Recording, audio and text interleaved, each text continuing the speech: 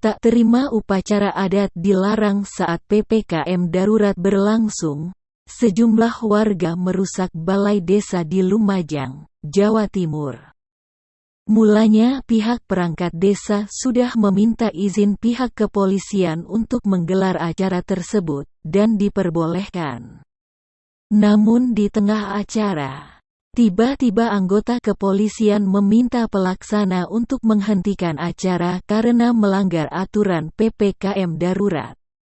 Detik-detik para warga yang mengamuk terekam dalam video amatir yang viral di media sosial.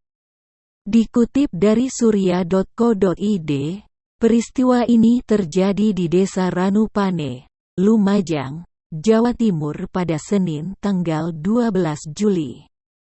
Aksi warga Tengger ini dipicu pembubaran upacara adat entas-entas yang digelar.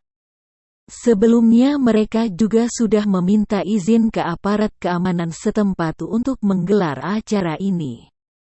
Pihak aparat keamanan disebut mengizinkan acara asalkan tidak dihadiri oleh banyak orang.